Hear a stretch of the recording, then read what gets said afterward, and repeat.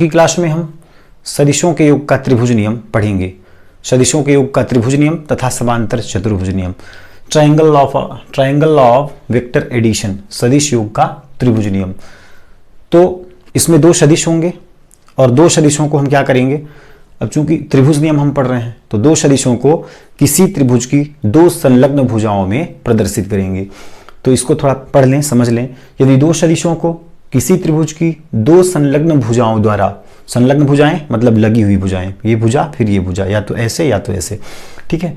तो यदि दो सदिशों को किसी त्रिभुज की दो संलग्न भुजाओं द्वारा परिमाण व दिशा में एक ही क्रम में प्रदर्शित किया जाए, यहां तक पहले समझें। दो सदिशों को, तो पहले दो सदिश ले लेते हैं। मान लेते हैं सदिश है ए। सदिश क्या है, जिसमें परिमाण हो और दिशा भी हो, तो ये लेंथ क्या कहलाएगी, परिमाण, और जो तीर लगा है वह दिशा है।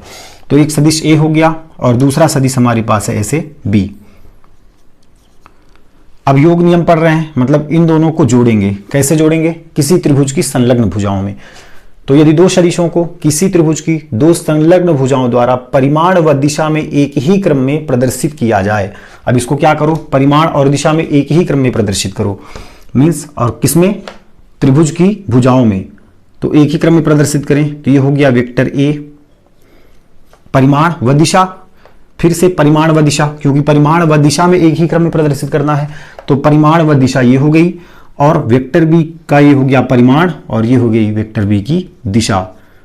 बात समझ आई। तो परिमाण व दिशा में एक ही क्रम में दोनों को हमने प्रदर्शित किया।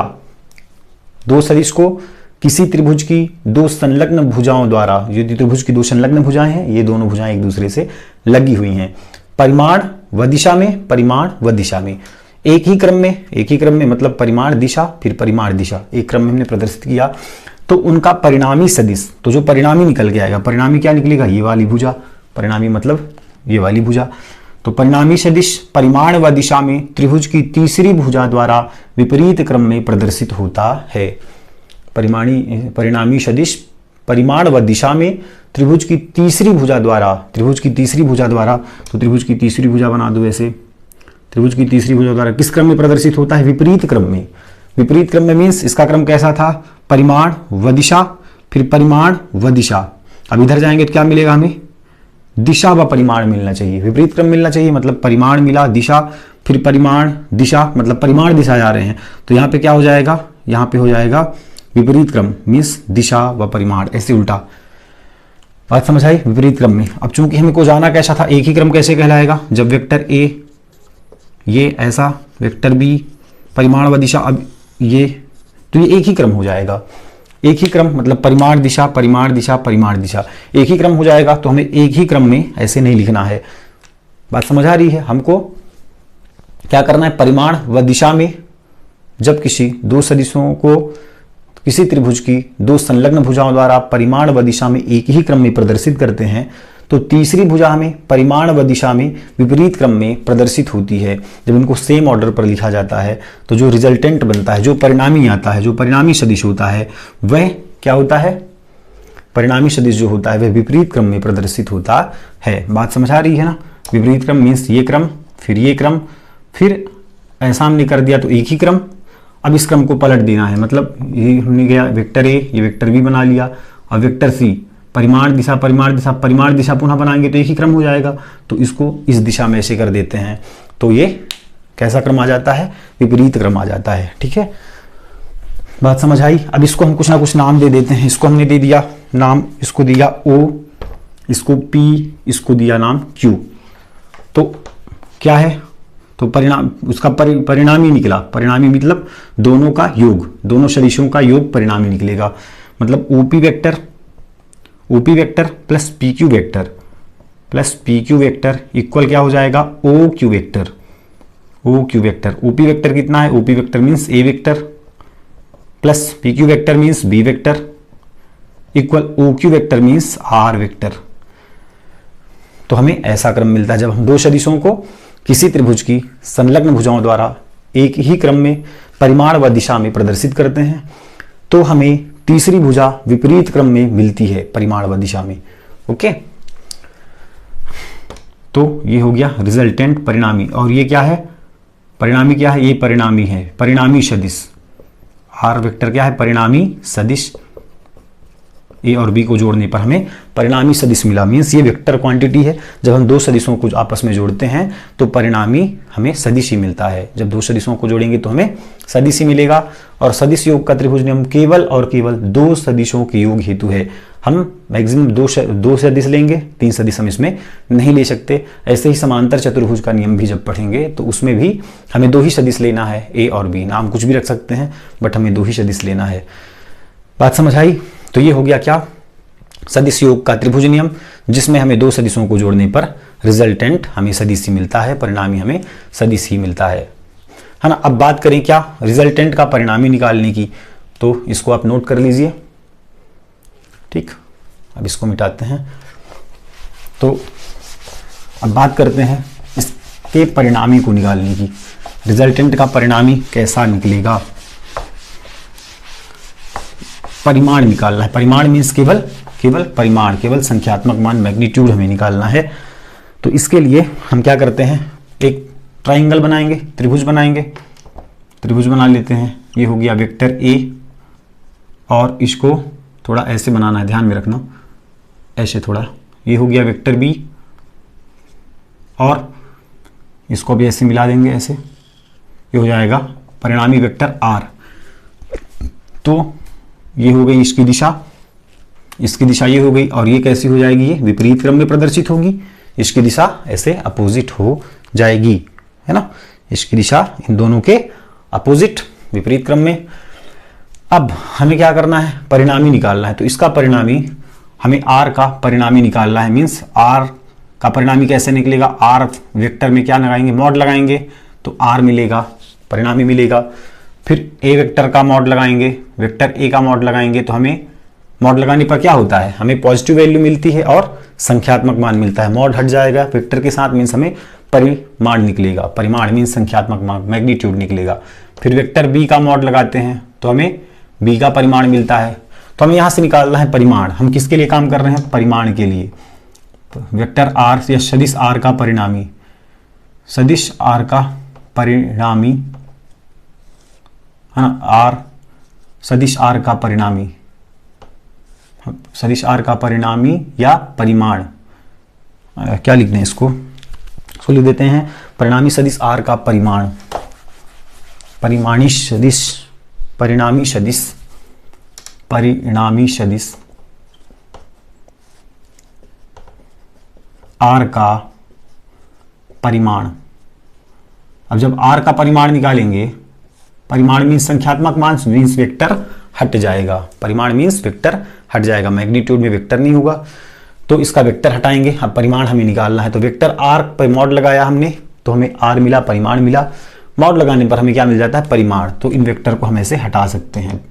बात समझ आ रही है, इस वेक्टर को हटा दो। क्यों, क्योंकि हमें परिमाण निकालना है, हमें केवल संख्यात्मक मान, हमें केवल वैल्यू निकालनी है। इसको हमने नाम दिया O, इसको नाम दिया P, इसको नाम दिया Q। अब क्या करते हैं, हमें सदिश R का परिमाण निकालना है, मीन्स R का संख्यात्मक मान निकालना है, R का मैग्नीट्यूड निकालना है, मीन्स परिमाण निकालना है।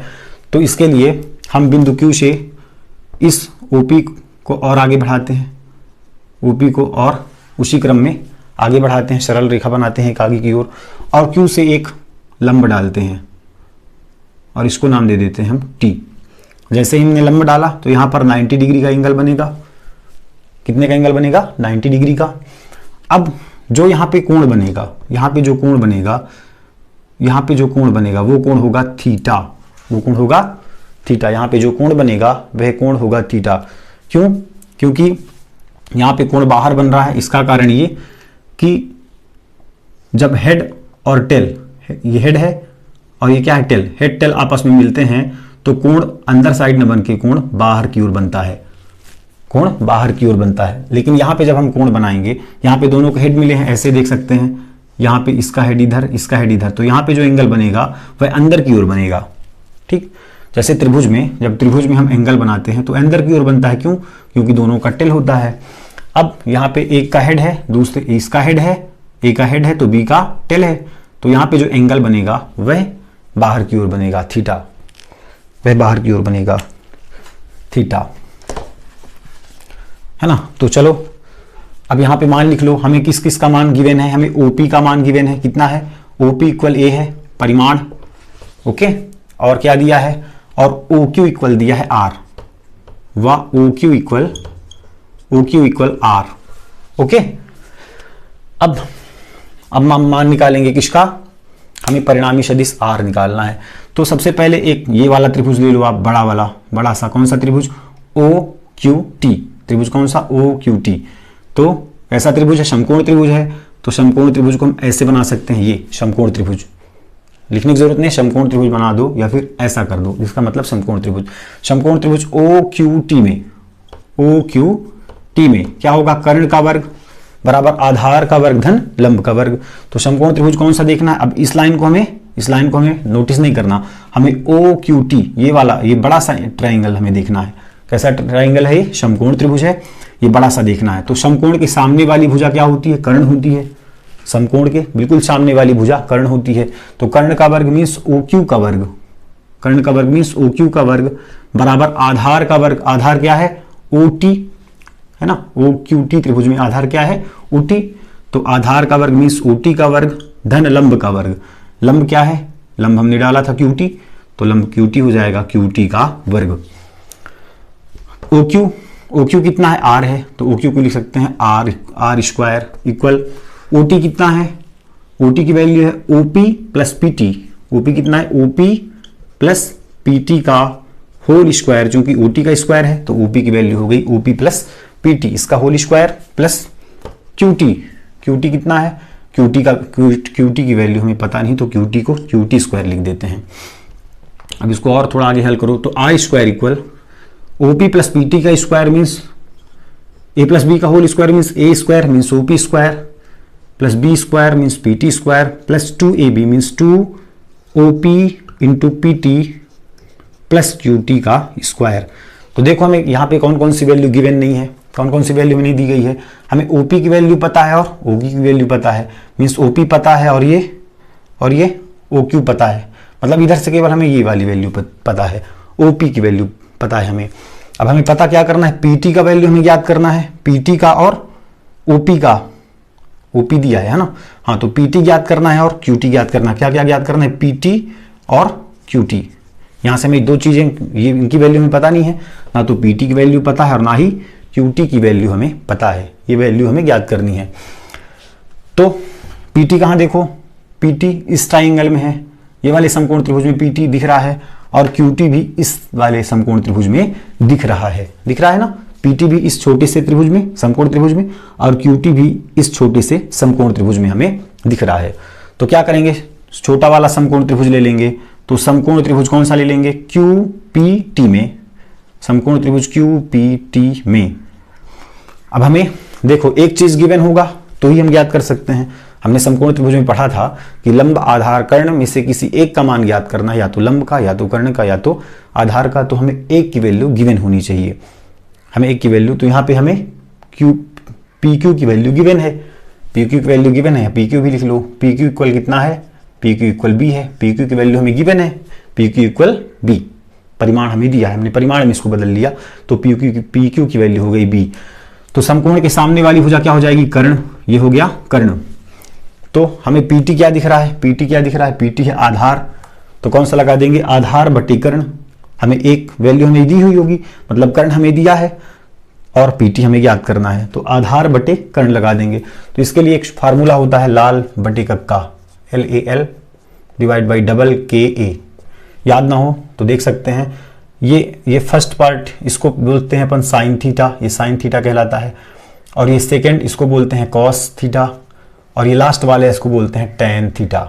तो ऐसे याद कर लो, साइन कॉस टेन लाल बटे कक्का, LAL divide by double KA।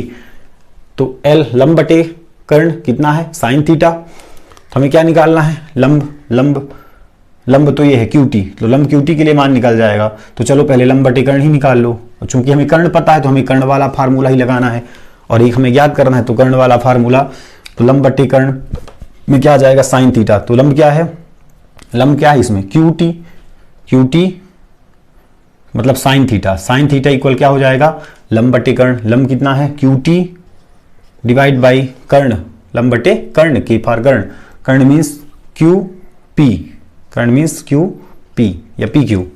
तो क्यू टी कितना है, क्यू टी तो हमें ज्ञात करना है, क्यू टी तो हमें पता ही नहीं, डिवाइड बाई पी क्यू कितना है बी, पी क्यू कितना है बी, मतलब इसको लिख सकते हैं sine theta equal Q T upon B. तो क्यू टी का मान क्या निकल जाएगा, बी इसके साथ चला जाएगा, गुणे में चला जाएगा, तो क्यू टी की वैल्यू क्या आ जाएगी, क्यू टी इक्वल हो जाएगा बी, भाग में इधर गया तो गुणे में, तो B sine theta, Q T का मान निकल गया बी साइन थीटा। अब इसी तरह पी टी का मान निकाल लो, तो पी टी क्या है, आधार है और हमें कर्ण दिया है, तो आधार बटे कर्ण निकाल लो, आधार बटे कर्ण क्या होगा, कॉस थीटा, तो कॉस थीटा बराबर आधार बटे कर्ण, आधार क्या है पी टी बटे कर्ण क्या है पी क्यू मीन्स बी, तो पी टी की वैल्यू कितनी आ जाएगी, पी टी इक्वल 20 के साथ गुणे में चला जाएगा, तो बी ऑफ कॉस थीटा। अब इन दोनों के मान रख दो, इन दोनों के मान किस में रख दो, इसको समीकरण नंबर 1 दे लो, ठीक, इसको मत दो। तो क्यू टी और पी टी का मान समीकरण 1 में रखने पर मान रख दो क्यू टी और पी टी का मान, या समीकरण 1 से मान रख दो, तो समीकरण क्या, r square equal OP, OP की वैल्यू कितनी है a, OP square means a square plus PT square, PT कितना है, पीटी यहां पे दिया है बी कॉस थीटा, पीटी क्या है बी कॉस थीटा, तो बी कॉस थीटा का होल स्क्वायर मतलब B square cos square theta.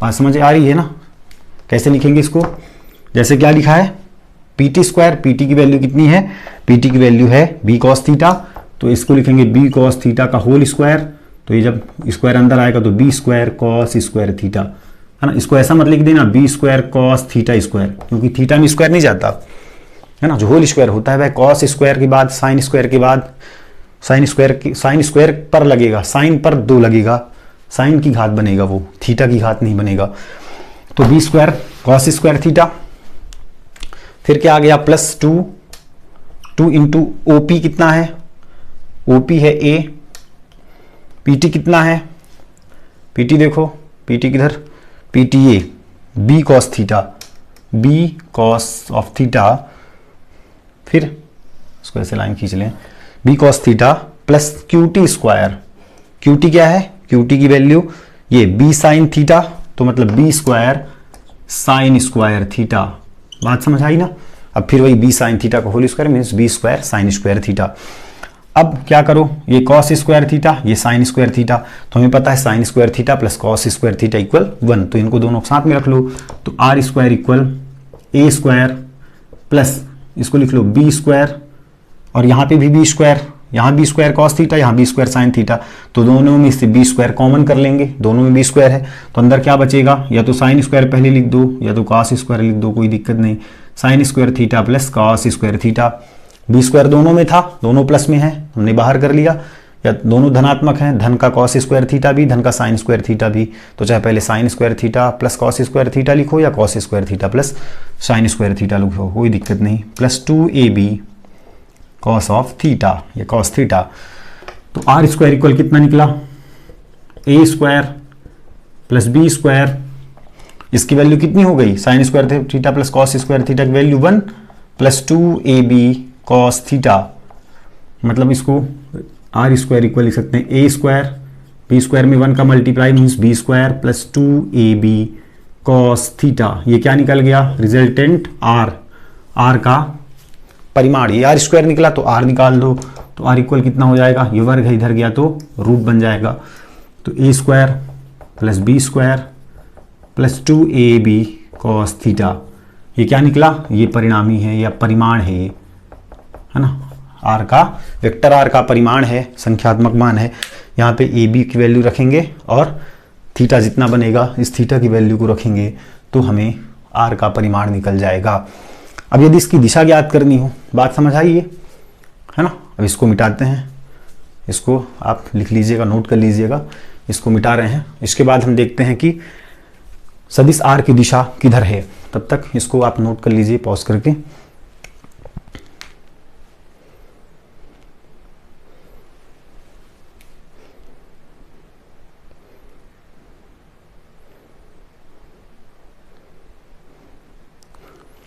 ठीक, इसको मिटाते हैं तब तक।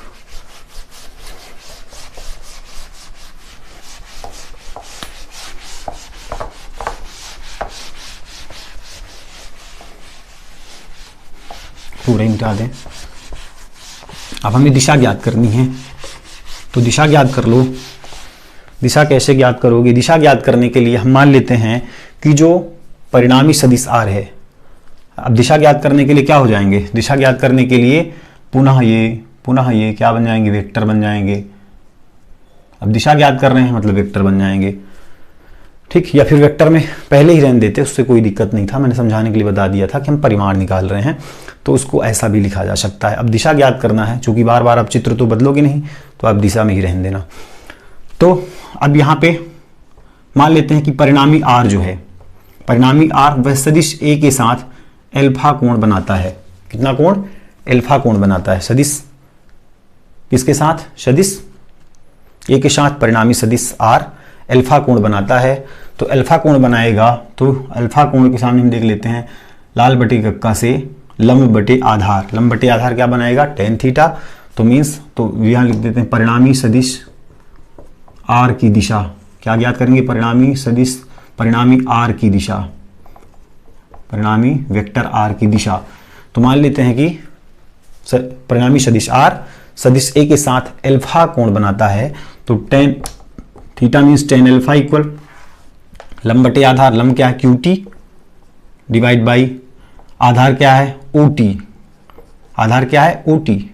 तो टेन एल्फा इक्वल QT का मान क्या था? QT का मान था V sine theta, V sine theta आपने अभी निकाला ही, अपॉन OT का मान, OT क्या है? OP, OT क्या लिख सकते हैं? OP प्लस PT, है ना, OP प्लस PT ऐसा लिखा जा सकता है। तो OP की वैल्यू हो गया B साइन थीटा। OP की वैल्यू कितनी?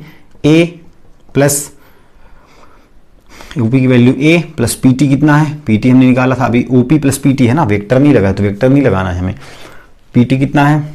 PT की value B cos theta, B cos theta tan alpha, ना, तो दिशा उसकी ये होगी, परिणामी सदिश R की दिशा। ये क्या था? सदिश योग का त्रिभुज नियम, जिसमें हमने परिणामी सदिश r का परिमाण निकाला और उसकी दिशा हमने ज्ञात की।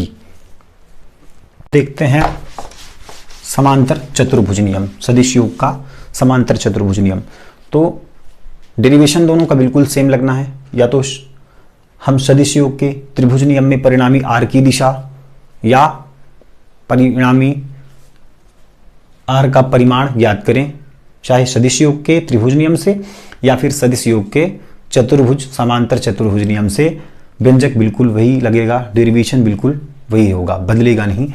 अब बात करते हैं, फिगर थोड़ा सा बदल जाएगा, क्योंकि त्रिभुज नियम में 3 भुजाएं होंगी, समांतर चतुर्भुज में 4 भुजाएं और विकर्ण भी होगा। तो समांतर चतुर्भुज की बात करें तो यदि दो सदिशों को, 2 सदिश होंगे इसमें भी, यदि 2 सदिशों को A और B, इन 2 सदिशों को क्या करें? किसी समांतर चतुर्भुज की संलग्न भुजाओं द्वारा परिमाण और दिशा में प्रदर्शित करें। परिमाण और दिशा में संलग्न चतुर्भुज को, ये चतुर्भुज हम बनाएंगे, ये हो गया वेक्टर A। अब वेक्टर B ऐसे बना लेते हैं, क्योंकि इसमें विकर्ण भी होगा, ये बन गया वेक्टर B। तो वेक्टर हो गए, है ना। तो इनका अब ये वेक्टर A है, तो समांतर चतुर्भुज है तो ये ऐसे आगे बढ़ जाएगा, तो ये भी वेक्टर A हो जाएगा। और ये वेक्टर B है तो ये भी वेक्टर B होगा, ये भी कितना होगा? Vector B। ये क्या बन गए? समांतर चतुर्भुज की 2 भुजाएं। तो यदि 2 सदिशों को समांतर चतुर्भुज की 2 भुजाओं द्वारा समांतर चतुर्भुज की 2 भुजाओं द्वारा परिमाण और दिशा में प्रदर्शित किया जाए तो परिणामी कैसा होगा? तो परिणामी सदिश उस विकर्ण के बराबर होगा। परिणामी सदिश वह विकर्ण होगा जो कि दोनों भुजाओं के कटान बिंदु से होकर जाता है। तो परिणामी सदिश कैसा होगा? परिणामी सदिश परिमाण और दिशा में उस विकर्ण से प्रदर्शित किया जाएगा जो कि दोनों भुजाओं के कटान बिंदु से होकर जाता है। ये भुजा A, वेक्टर A की भुजा, ये वेक्टर B की भुजा, इन दोनों भुजाओं के कटान बिंदु से होकर जाने वाला विकर्ण परिणामी सदिश होगा।